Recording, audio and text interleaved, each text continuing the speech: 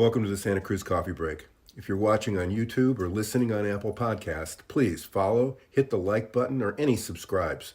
It really helps us with the algorithms. Santa Cruz Coffee Break is produced by the Santa Cruz Guitar Players Forum.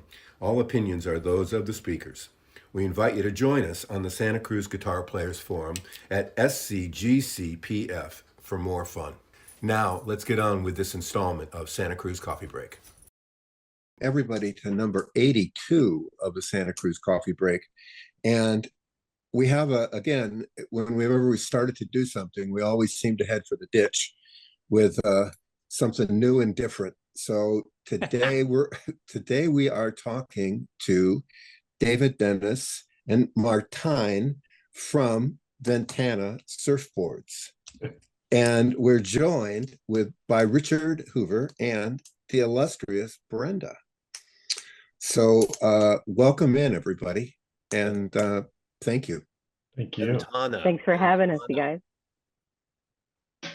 But first of all, why we're here for with a surfboard company, I think I'll let Richard throw that around a little bit, but obviously I bet there's a guitar involved.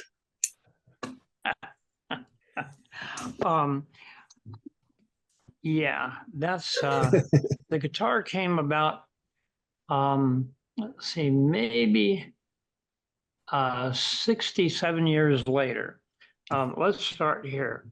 The old, Philco record player was on a TV stand between the kitchen and the living room. And you know what I'm talking about, a two-tone kind of charcoal gray and cream color and the lid opened, and there was a slant between the two things, and the lid opened, and a little sparkle tone between the two. And my mom put on the Ventures, Walk, Don't Run, and it mesmerized me. Richard, you've heard a lot of stories about how I got started in guitar, playing guitar and making guitars, but this was one of my really earliest influences. And, it led to a great friendship with Noki Edwards, later of the Ventures. Later on in our career, we actually made a signature model for him.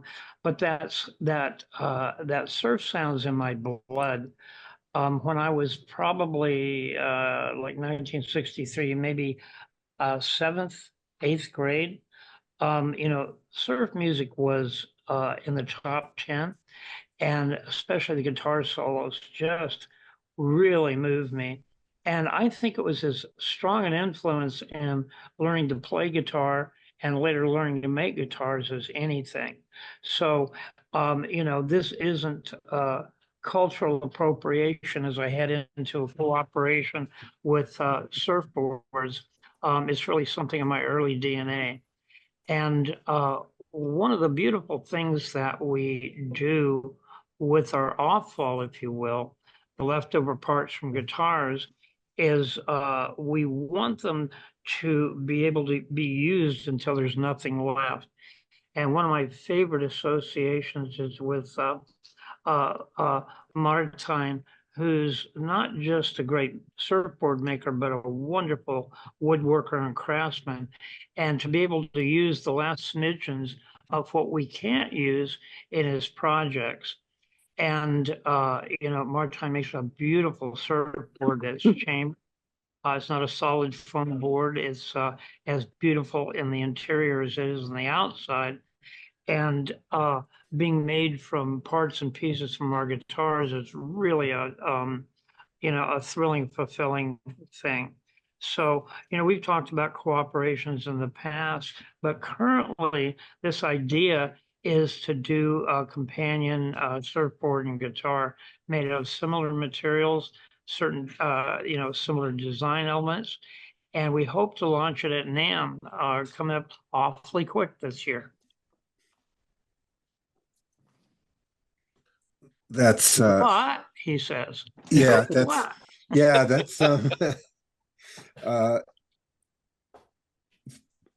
if you got a chance to see any of the NAMM guitars from last year, that truly stunning. And I've seen a few of your boards, and I'm looking at these crazy pocket amps, which I think are just it's going to be on my Christmas list. But but I think it's really amazing when two companies can come together with this same reverence for this planet, and that is, there's power there. Thank you. Okay, I'm going to ask maybe a slightly stupid question, but most of the cutoff parts from guitars, I would imagine, are rather small, and every surfboard I've seen has been rather large. So I'd be intrigued a little bit with the process of how you're able to use this material. I mean, some of the boards I can see look like they're made up of lots of little pieces, which I've got to imagine is a huge amount of work. But how do you do this? I mean, how does this work out? Do you design them based on the material you get, or do you design them and just use the material you have? I would say it's probably a bit of both. Quite often, if it's a board for a specific customer, they'll have an idea in mind, and that kind of dictates my whole design. And then I look at my stash of reclaimed woods and figure out what's going to be conducive to that design. Other times, and my favorite boards are the ones where I have creative freedom, or if I'm building a stock board, then I really get to do what I want. And then I pick out the special pieces of wood and figure out how they are going to get used. A lot of the pieces that we do get from SCGC are, small offcuts, leftover bits. But even like the small 2-inch square pieces that have a bit of purfling or a bit of the back strap in it, those turn out to be really nice accent pieces. So I get creative with those. And they're in addition to longer pieces of lumber. I use larger pieces to give a lot of structural integrity. But then with the fancy stringers, which is essentially like the back straps or any of the embellishments on a guitar, then I really get to have fun and use all the crazy pieces. And working with SCGC and it just gives me so much access to woods that I would never see and I would probably never be able to purchase. So I get to use all these bits and I get to do it with a clear conscience. That's the biggest part about it. I mean, I could go to the lumber store and I could buy something incredibly exotic and make something nice out of it. And when somebody asks the story about it, I say, yeah, I bought it. And that's the story. That's nowhere near as interesting as saying, no, this is a piece that I got from Richard at SCGC, and it's part of so-and-so guitar built out of oak that was discovered, in, I believe, the Czech Republic, carbon dated at 8,000 years old, or what may be. So the story continues a lot further, and that really ties the whole thing together. And having access to all the little bits, I get to make fancy stringers, and I get to make fancy little parts, but the devil's in the details. So that's really where the boards stand out. I think they look great from afar, but once people start looking closely, it really starts adding up and they see the value, or they see the work that goes into using all those bits. So it's quite often that I want to build a stock board and I figure out which pieces of wood I use and I put them on the ground in front of me and I just stare at them and say, talk to me. Let's figure this out together, because it's not just me that's designing it. I definitely take cues from, it's almost like pickup sticks. You let them drop and see what comes out of it and then start building a board towards that. Sounds almost like James Krenoff, the fine cabinet maker who would stare at a piece of wood and wait for it to tell him what it was that needed to be built from it. And I have to say that I'm not a surfer. I don't have any background in surfing other than watching people do it and wondering why they're so crazy. But I did go to the San Francisco airport when they had an exhibit of boards, and I was blown away. They were far beyond what I ever expected in terms of the quality and the woodworking and the design, and it was just really fascinating. So is that where Ventana got started? Was just as you wanted to build surfboards, or where did this all begin? More or less. I think I've always messed around with making things. From a very young boy, I grew up in South Africa. My family didn't have very much. And, you know, in South Africa, there is no trash. There are only things that haven't been made into what they could still be made into. Um, so I learned that pretty quickly. And I've always tried to make as many of my things out of whatever resources I could find, even if it's not exactly what it's supposed to be made out of. A lot of it, I can't real honestly say that it was always for resource conservation. I mean, in the 80s and 90s, there wasn't that much emphasis on conserving your resources, but there was definitely emphasis on conserving your money. So I was never able to really go buy a lot of things. So I got crafty with it and started just messing around in that sense. And that's more or less how the surfboards came to be as well. Before I started building boards, I was a chief mate and eventually a relief captain on a sailboat that sailed out of Monterey, and we did research and conservation education. And then I really started learning about, all the terrible things that are happening to our oceans, what a waste a lot of resources are, and started focusing more on trying to reduce that. And it just kind of came about. Again, I've always figured out the cheapest way to do what I wanted to. So my whole surfing career, I think I've only bought two brand new surfboards.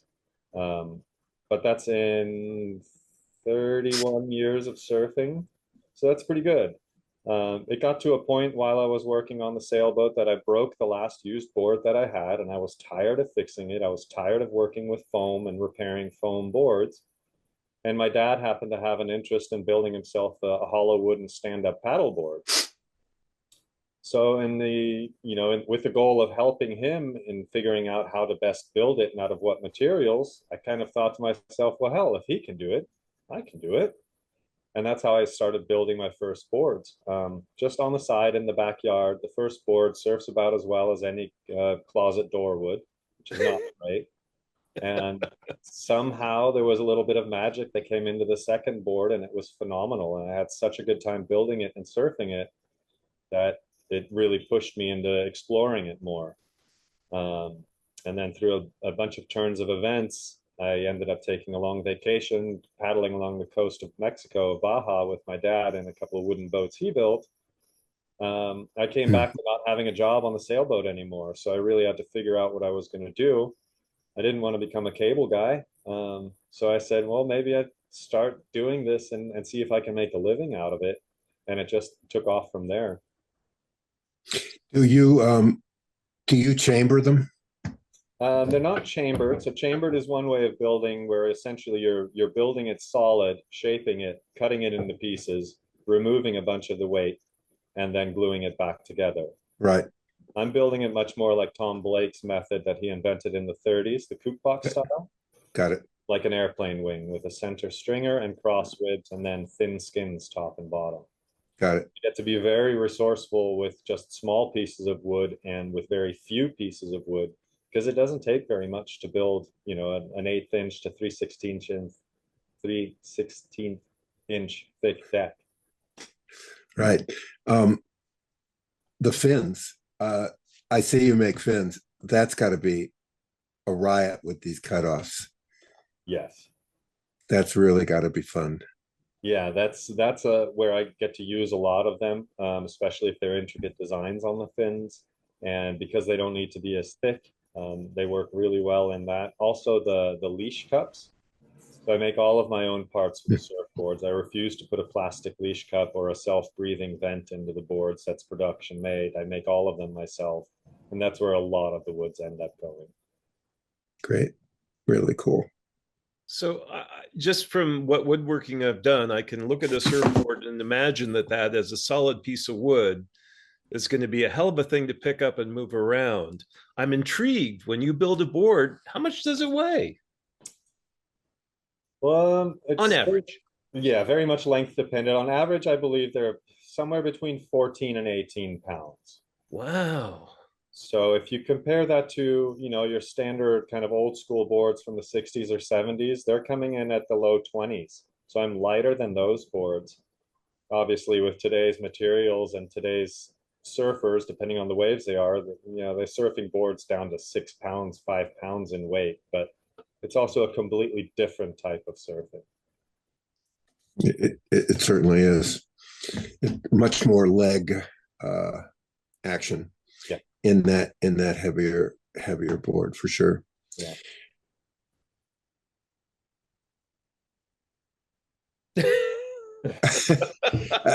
I thought Zoom froze. No. I think he was surfing in his mind. Yeah. Well, when you made the Blake reference, and I know a fair amount about Mr. Blake, that was really revolutionary.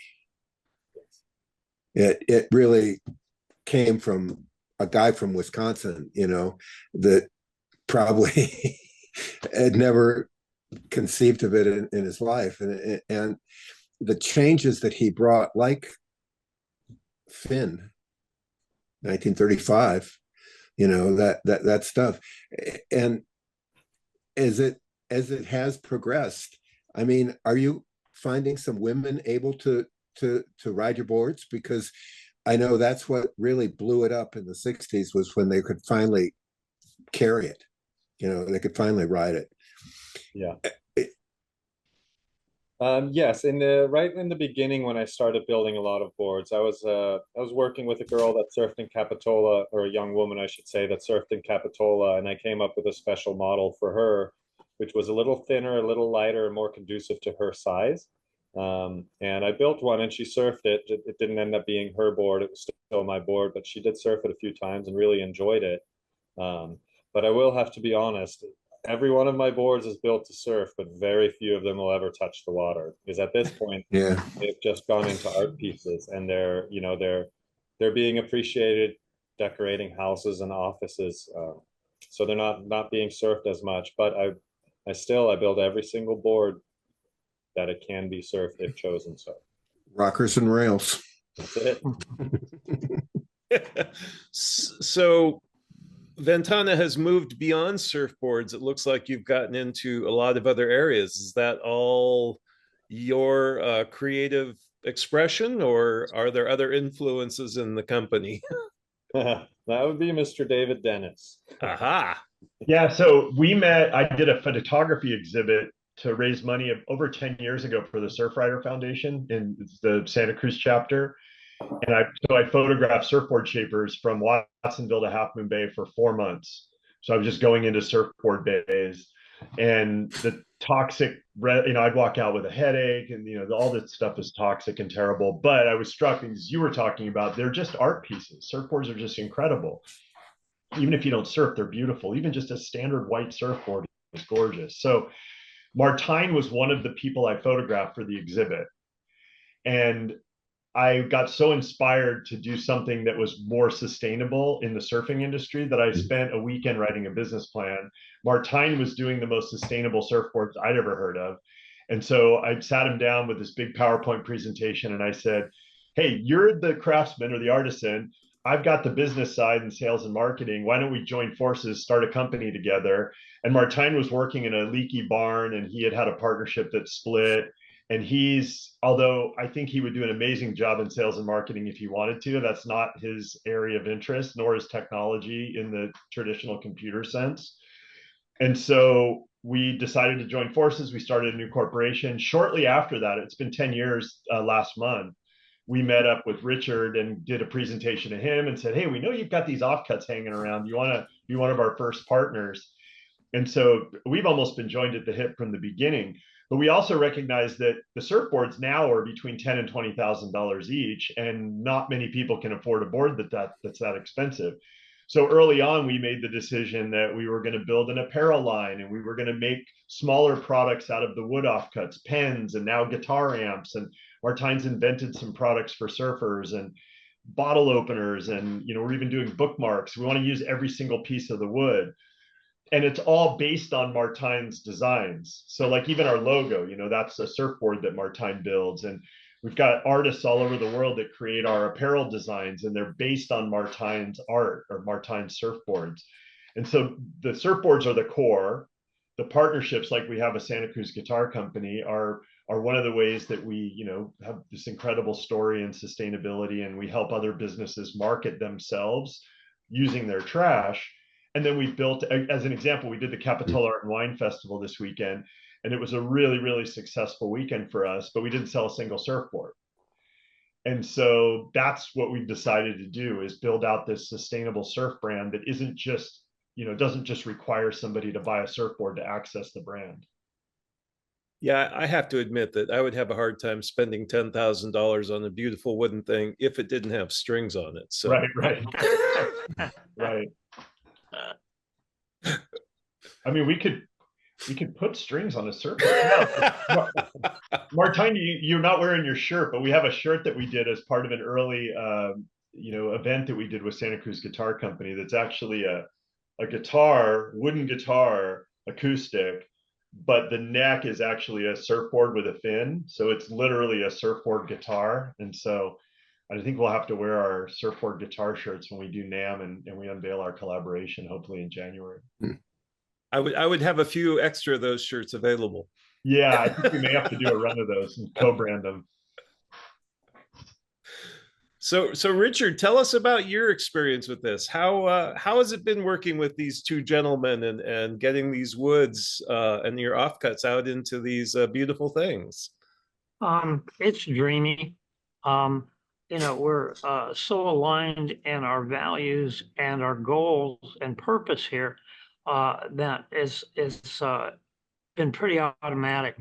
We've talked about this, Tad, in the past. I'd like to see every smidgen of the wood that we acquire end up in something. All the way to sawdust if possible. And you talked about fins. That's a great place to put small pieces of wood. But also, we start with bigger forms of wood and we have offcuts that are longer. So we're not just limited to guitar size parts and pieces. Also, the guitar allows individual expression. You can write songs that change the world. And, the inspiration from the surfboard and the connection to nature is not far off from that. So, a lot of communication between me and Martijn is really not spoken as much as just done. This idea of a collaboration for the NAMM show is a bit challenging because you have to put what we don't put in words for marketing and explanation of what we're doing. Hopefully, the visual will carry the day and people understanding the similarities between the two. We hope we'll find a customer that appreciates both of them, but that's marketing. That's not really the point. Is to amplify our cause individually by getting together and making it bigger than it would be alone. So it just hasn't been a big challenge to work together on this. Finding the time, however, is a big challenge, right? Getting the time to get together, talk about it, and get her done. And this is the first time that we've really collaborated on a complementary design, if you will, a companion product. And the potential here is really, really great. And I think it's going to turn a lot of heads. Well, aesthetically, it's intriguing. I mean, the surfboards, these wooden surfboards, there's going to be a link at the end of the podcast to access the Ventana website where you can see some of these boards, and they're just incredible. They're beautiful things to look at. And then these amps, which I guess we should talk about the amps a little bit, since we are vaguely a guitar related kind of podcast. Was that just a response to having pieces that were difficult to use on surfboards, or was there some other? So I can explain that one. So I'm learning to play guitar, and I've been learning for about a little over a year, and I can barely play a cowboy chord, but I'm loving it. And so I have this sort of OCD thing where I have to practice every single day, even if it's only 15 minutes. And I also travel a lot. And so I have this travel guitar that breaks down, but I can put it in a carry-on. And the issue with it is it's a silent guitar, which is great if I have headphones on or whatever, but I'm using an app to learn. And so the only way that the app can hear the guitar is if there's an amp. And so I wanted a pocket amp that I could just take with me and put in this little case that the guitar comes in. And so I said to Martijn, hey, could you build me a little tiny guitar amp out of reclaimed wood? And he said, all right. So he does all the electronics. We hired an artist that we like to create the speaker grill. He has a huge following, so he loves to market what we're doing. And essentially the first series is Brazilian cherry. We'll do some, I think, maybe for NAMM if we can do that with guitar wood.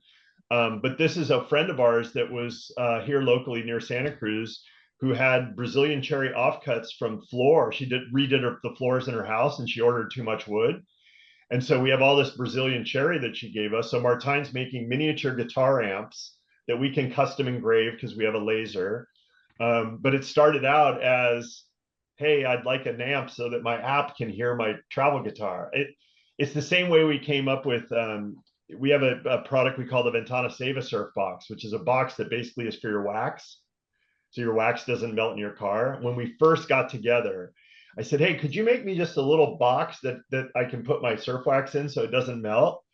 So he comes back with this box that's made from the trash of 4 companies. Every single one of them uses Honduran mahogany guitar neck offcuts from Santa Cruz Guitar Company. The faces are usually offcuts from a cabinet shop.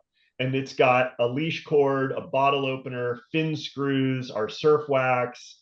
It's got a wax comb and a scraper. It's got an embedded Allen wrench, and the Allen wrench turns into a sundial that's calibrated for whatever region you're in. So it all comes from, like, one of us says, gosh, we really need this thing. And the product ideas come out of necessity. And that's the basic story behind the guitar amp as well. We call it the Ventana Wave Pocket Amp. Music wave and ocean wave, it all comes together. It all works. I was just looking at a companion company that I'm aware of, and I'm just seeing that they're showing closed. But are you familiar with Bamboo Revolution in Portland? I'm not. They bought all of the guy that made the hot sauce, the Louisiana hot sauce, had an island. And he was very far thinking in his conservation issues, and he planted it with bamboo. And they milled part of that island and have it. And I've gotten some really amazing things from them, like coffee cups, bamboo lined. And I was just looking at your coffee cups going, wow, but it's a really interesting, it's an interesting way people find each other. Yeah, for sure. Bamboo is interesting too, because I think technically it's a grass. Mm-hmm. So it's super sustainable. In fact, I think the shirt that I'm wearing is organic cotton and bamboo. So we've been doing some stuff with bamboo in our clothing. And Martijn, isn't your first board a bamboo board? One of the ones in the rafters is bamboo, right? Yeah, the third board. Third board. Okay. So yeah, I mean, everybody's trying to innovate with stuff, but I mean, for us, the coolest thing is working with a company like Santa Cruz Guitar Company, because the stories are, whenever we go over there, Richard tells us these stories. He picks up a piece of wood and the stories are so incredible. We have it almost all on video, because then that, for me, as somebody who can't woodwork, it's marketing gold. But it's just these rich stories. I mean, I'm sitting here, you can't see it, but I'm looking at an art piece from an artist that we worked with named Chris Allen. And the waves are made with, I think it's spruce and Indian rosewood from Santa Cruz Guitar Company. And it's this big, everything is reclaimed. And it's just, we're all just passing on these stories to each other. And the materials are just so amazing and they're so rich. And Brenda, she texts me all the time and says, oh my gosh, we got this really cool piece of wood. You guys got to come and take it. It's just in the trash bin. And so, I don't know, Brenda's come on, you weren't here when we first started the partnership, but you've been really great about carrying it on. What's your thoughts on all this? We're just crazy, wood crazy. We're just wood pits with the perfect relationship. No, I started working closely with the guys at Ventana more recently, and I have a lot of respect and admiration for what they do. Just them as individuals and for their, for their pursuit for their company. I do a lot of the wood purchasing here, actually most of the wood purchasing here, and so I'm just glad to be a part of this. I knew that the Ventana and Santa Cruz have been working together for many years, and there have been talks of some form of collaboration. And, after NAM is when you have to plan for the next NAM. And we were trying to think of things like how to not outdo the Vault series, but at least complement it in some way. And I think, David, I just said, wouldn't it be cool for us to do a guitar surfboard thing one day together? And he was just all about it. And so was Martijn. And so that's really just how it came about. And I was really, I think I was actually really motivated to do it even more after the documentary you guys came out with. Oh, yeah. And I really would encourage everybody who hasn't checked it out. If I think Richard, I may have passed the link over to you. It speaks a lot about, Fantastic. yeah, Great it's an work. amazing Great documentary. work. It really speaks to who Ventana is and who we are as a company, and our shared belief in sustainability and responsible harvest and the things that we do every day to maintain that. And so I'm really proud to be a part of it. I am kind of the intermediary between a lot of this, the real talent, is like Martijn and Richard, and stuff like that. And so I'm just happy to be a part of the team. So yeah, I'm really looking forward to what we got ahead. I think this is going to be a good NAM for us. And I really consider the guys at Ventana, they're not just a surfboard company, they're an extension of our Santa Cruz family. And I really feel that way. So I'm sure Richard feels the same way. Yeah, I love coming by. Brenda's an amazing guitarist in her own right. So we got some, I think it's on our social media. I've got these really great videos of her jamming with the guitar amp at Santa Cruz Guitar Amp Company with all the wood and guitars in the background. It's just been a great partnership and a great friendship. So we're pretty excited about it. I was really happy to, I think it was last week or the week before when you guys came and surprised Richard with the boat. Oh, You guys got to talk about the boat. The boat. What's the boat? Like most things, I'll get an idea and I'll want to make myself something. So it's probably 7 or 8 years ago now. I started getting much more into fishing out of Santa Cruz, going out in the ocean, trying to get some halibut for dinner, and just going fishing. It's fishing, not catching. So just spending time from a different perspective. Back in my younger days, I was surfing daily, 2-3 times a day, as much as I could until my arms would fall off. But the older I've gotten, I also have a daughter now who is 7. I have a wonderful wife. Just didn't have as much time to go surf, but I still want to enjoy the ocean. So fishing was one way to do that. Like with most things, I bought myself a really cheap, really crappy aluminum boat and said, this will do. This will get me through the times when I'm building what I really need to make. And I decided I was going to build a small skiff, a 15-foot boat. It's marine plywood for the hull, but all of the other details are virtually made from wood from Santa Cruz Guitar Company. Lots of mahogany and sapele, and I probably have the only seat in the harbor that has Indian rosewood, cocobolo, and mahogany for backrests and for seating surface. And it's I went quite far with it. Then and the numbers on the side of the boat are made from the maple. Maple. Or maple offset. As far as the CF numbers, I couldn't put all this time and effort into building a boat and then slapping on some stickers to register it with. So I took flame maple that we got from Richard as waste and milled my numbers out of that. So even the smallest details come right back to it. I decided the entire gunnels along the boat, the top rail, I didn't want to see the seam between the mahogany pieces. So rather than having a real thin seam, inspired by the guitars, I did guitar purfling all the way along. So it has a beautiful herringbone purfling to hide the seam more or less, but you know, it adds another detail. And it's just like the surfboards. The boat is beautiful from afar, but once you start getting close to it, you know, I love watching people's reactions because it's one of those like, look at this, did you see this? Wow, what is that? So it just keeps going. And it's kind of a Pandora's box where the closer you look, the more you see, the less you can ignore. So that was, I will say we need to upgrade your speaker system. Yeah. yeah. Yeah. But I'm a pretty quiet guy. I don't generally turn music on in my shop unless it's just listening to the local radio station. I don't listen to music a whole lot in my car. So that's just my music is the bandsaw cutting up a nice piece of wood. I don't know if I've actually turned the stereo on when I've gone fishing by myself. Just yeah. But I had to have speakers. I had to have some way of listening to music if I wanted. Even the motor is salvaged as well, right?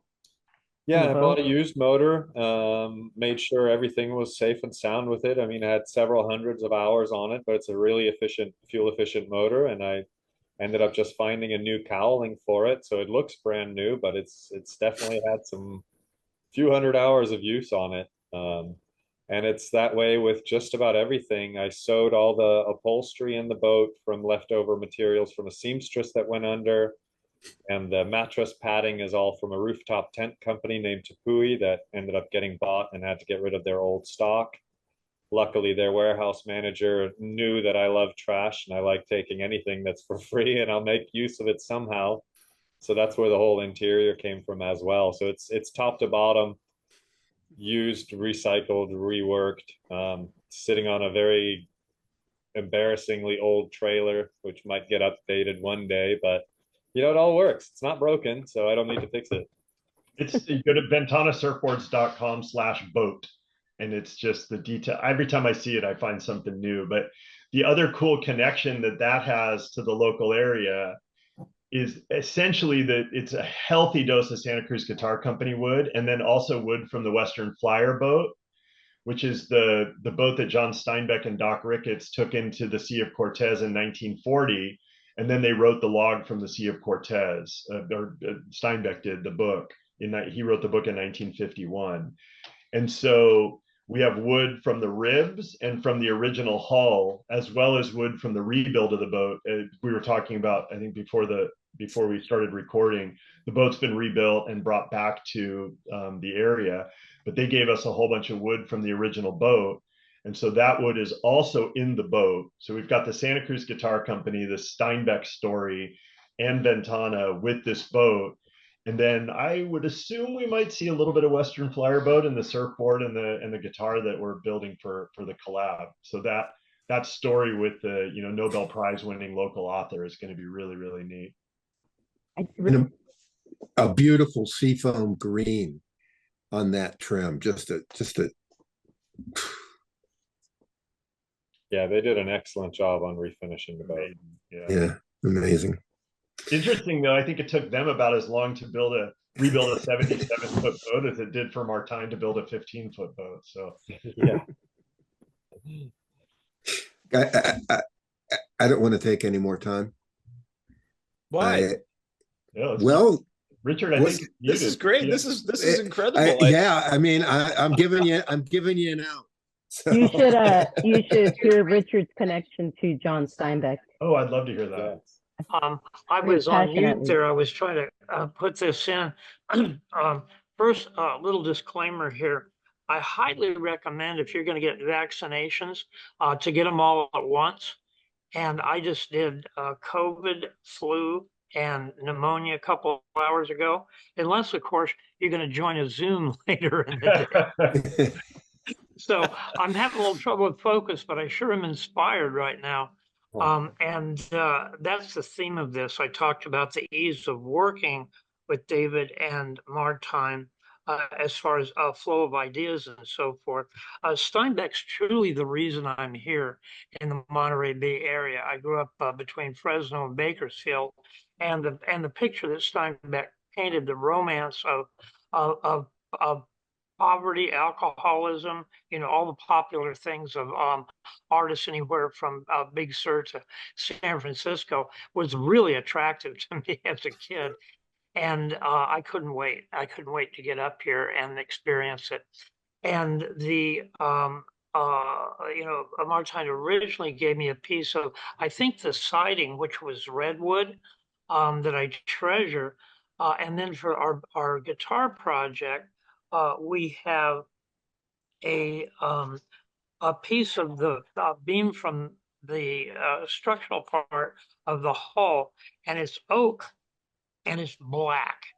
And it's got a patina that comes from, I speculate, the salt water from the Sea of Cortez, gin, some beer, some diesel, and all that combined to give it like this really rich black color.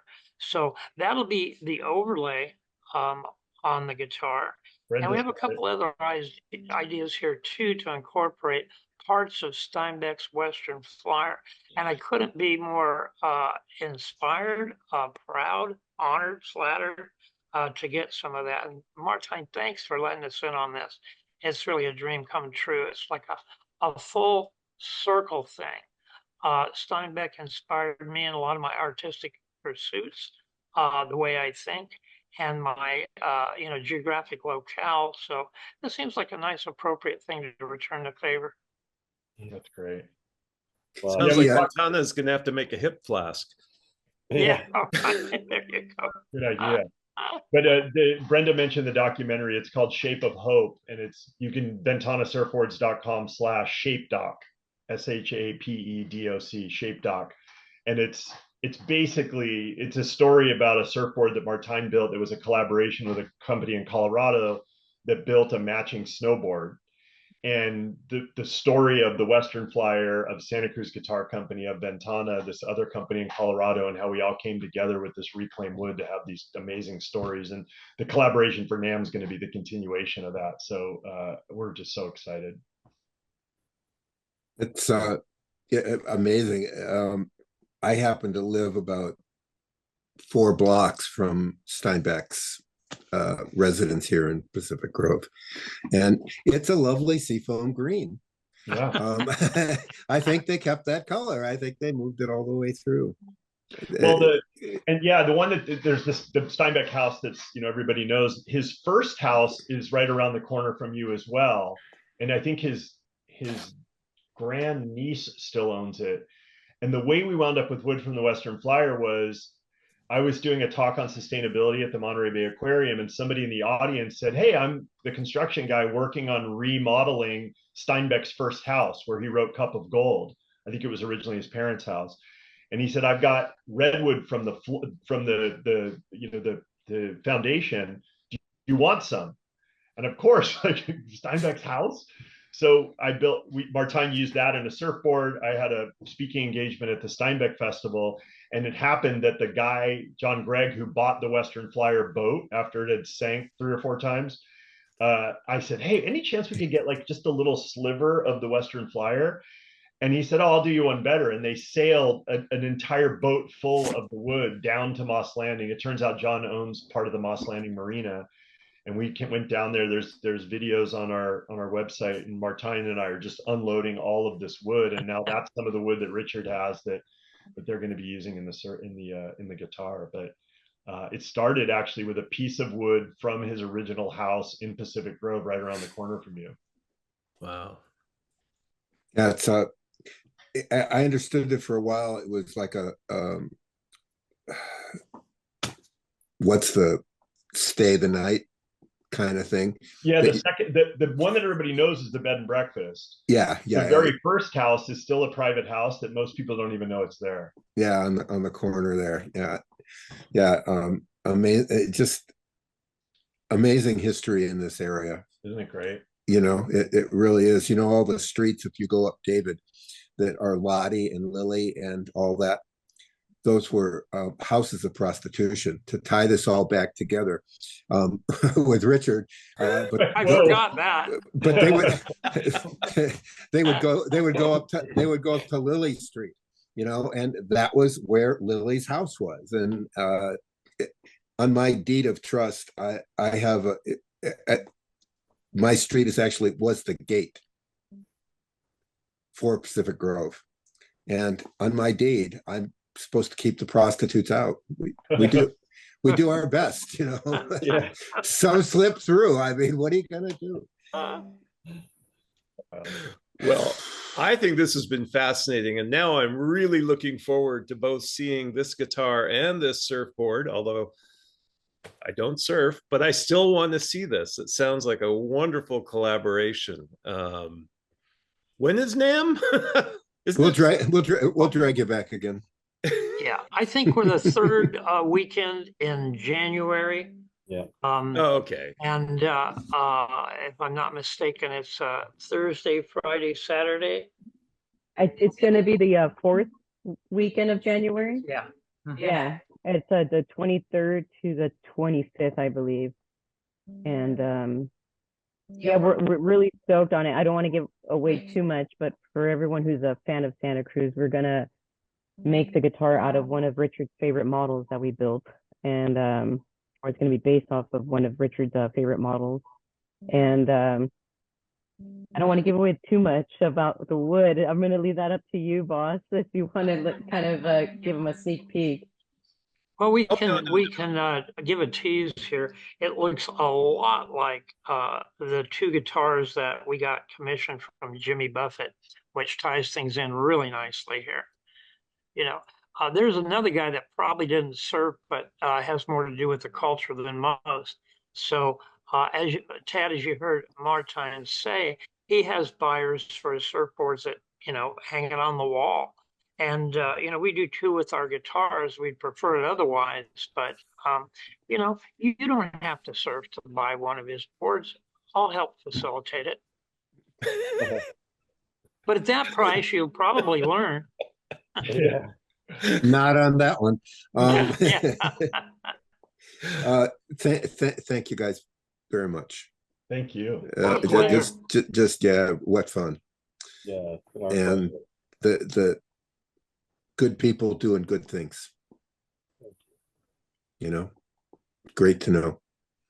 Thank you, guys. All right.